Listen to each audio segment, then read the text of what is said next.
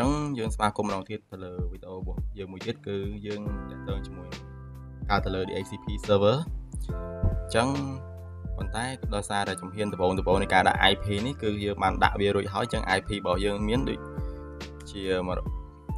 IP របស់យើងបានដាក់ហ្នឹងគឺ 10.11.12.5 ដែលយើងបានដាក់រួច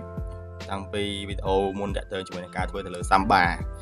ចឹងវីដេអូបន្ទាប់នេះគឺយើងដាក់ IP ទៅលើ DH យើងធ្វើទៅលើ DHCP server ប៉ុន្តែ យើងធ្វើតែ configuration ទេដោយសារតែ IP គឺយើងបានដាក់រួចហើយបើសិនជាអ្នកគ្នាមិនទាន់បានចេះមិនទាន់ដាក់ IP ឬក៏គ្នាមិនទាន់ដឹងពីរបៀបដាក់ IP នៅលើ CLI អ្នកគ្នាអាចទៅមើលវីដេអូ Samba ចាស់ខ្ញុំបានចឹងតោះយើងចូលទៅមើលវីដេអូរបស់យើងទាំងអស់គ្នាចឹងដំបូងគឺយើងទៅឡើង package របស់ DHCP របស់យើងចឹងយើងវាយ command របស់យើងគឺ dnf install DHCP server ដក y មកមានន័យថាយើង yes មិនបាច់ចាំយើងទៅចុច yes ម្ដងទៀតទេ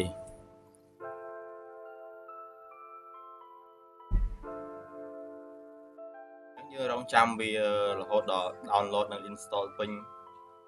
ដើម្បីយើងទៅដល់ជំហានបន្ទាប់ទៀតគឺយើង configuration យើងធ្វើតែមួយនោះទេ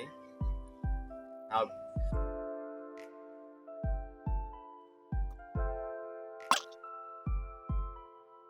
អូខេតបពីយើង download ហើយអញ្ចឹងយើង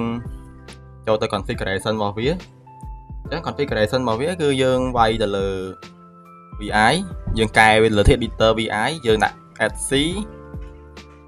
DHCP DHCPD CPD configuration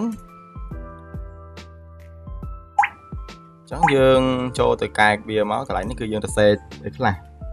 ទីមួយយើងក៏ដាក់ option domain name របស់យើងគឺដាក់ដល់មកនេះគឺយើង option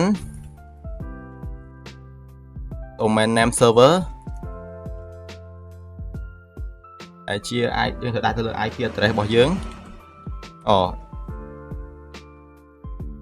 យើងដាក់នេះគឺដាក់ gateway របស់យើងបានដាក់ហ្នឹងគឺ 10.11.12.1 ហើយតោះមកគឺDNS របស់យើង 8.8.8.8 តមកនេះគឺយើងដាក់ list អញ្ចឹង list នេះគឺគិតជា second ប៉ុន្តែ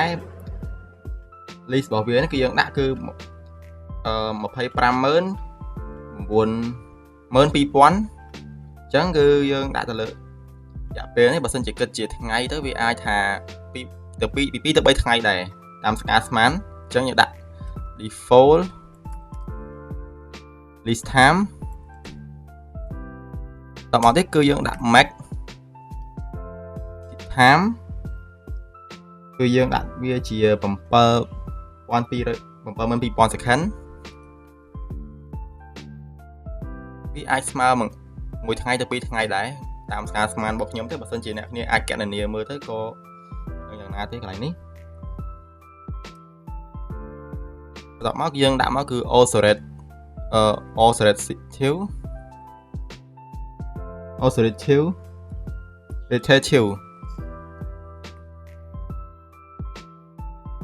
យើងគឺមានន័យថាយើងត្រូវតែប្រកាសជា server ចម្បងនៅក្នុង network នេះអញ្ចឹង DHCP នេះគឺជា DHCP main តែម្ដងនៅក្នុងនេះ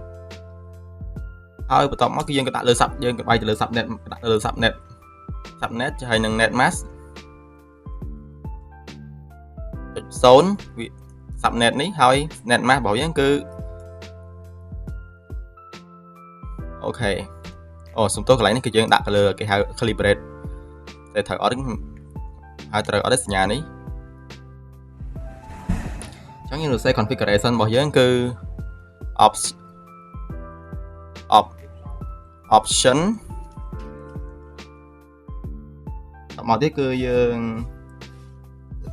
កន្លែងនេះគឺជា IP gateway បន្ទាប់មកទៀតគឺយើងដាក់ subnet mask 255ត្រូវអត់ 255.0 វាស្មើនឹង /24 ភ្លេ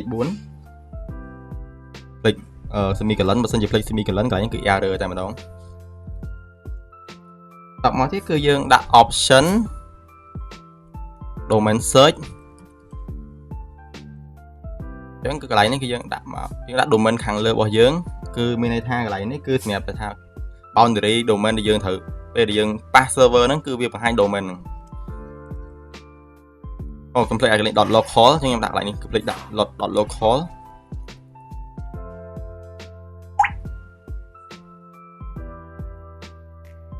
local អូខេដាក់ semicolon ទៅពេលយើងដាក់ហើយហ្នឹងបន្ទាប់មកគឺយើងកំណត់ទៅលើ range IP range របស់វាគឺ 10.11.12.11 10.11.12.230 កន្លែងនេះគឺខ្ញុំភ្លេចកន្លែងនេះគឺត្រូវដាក់សញ្ញាចុចមួយទៀតក៏កន្លែងនេះគឺភ្លេចកន្លែងនេះមួយទៀតគឺសញ្ញាចុចអូខេអញ្ចឹងយើងបើយើងប្រើ VI យើងចុច escape មកចុចកន្លែងសញ្ញា2នេះមកចុច2នៅលើចុច2លើនេះហើយយើងដាក់ WQ សញ្ញានោះ semicolon ដែរដល់មកយើងតេស្តទៅលើកូដនឹងទៅដើរអត់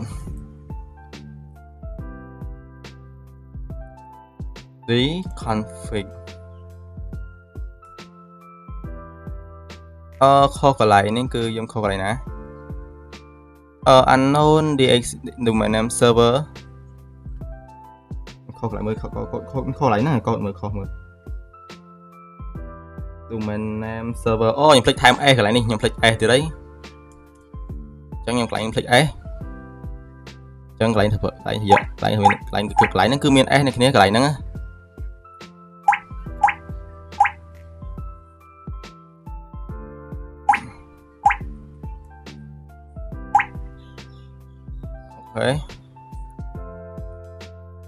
អូខេអ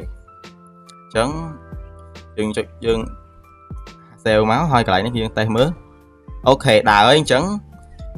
យើងទៅបើកទៅលើ firewall ដើម្បីឲ្យយើងទៅបើកទៅលើ firewall របស់យើងដើម្បីឲ្យវាទទួលស្គាល់ទៅលើ service ទៅលើ DHCP ឬក៏យើង add service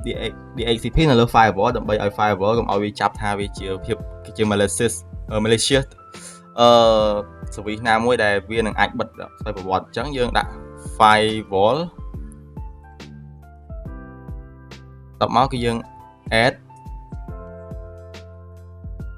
service DHCP permanent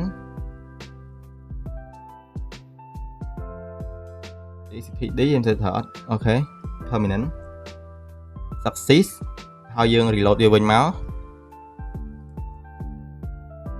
success អញ្ចឹងដំណើរអញ្ចឹងចុងក្រោយយើងបើកដំណើរការរបស់វាមកអញ្ចឹង enable DHCP D ហើយយើងដាក់ហើយកន្លែងនេះគឺយើងចាប់ដើម server របស់យើងគឺ start now អញ្ចឹងយើងឆែកមើលតើវាដំណើរការអត់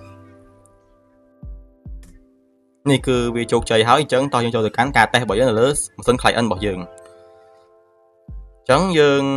ក្នុង control panel នេះយើងឆែកមើលតើយើងអត់បានដាក់ IP ទេកន្លែងនេះបើសិនជាយើងដាក់ IP ហើយយើងត្រូវទៅលុបវាចេញវិញ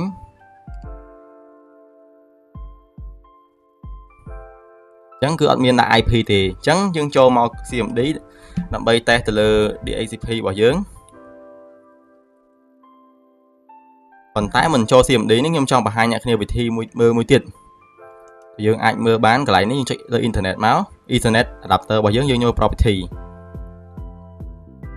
កន្លែងនេះគឺយើងមើលកន្លែង detail សំទោសកន្លែង detail នេះអញ្ចឹងវាអត់ទាន់បោះមកឲ្យទេអញ្ចឹងយើងចូលទៅក្នុងវាកំពុងតែ identify នេះហើយអញ្ចឹងយើងបាយ CMD មកគឺ IP config /renew ផ្សេងខុសកន្លែងនេះគឺ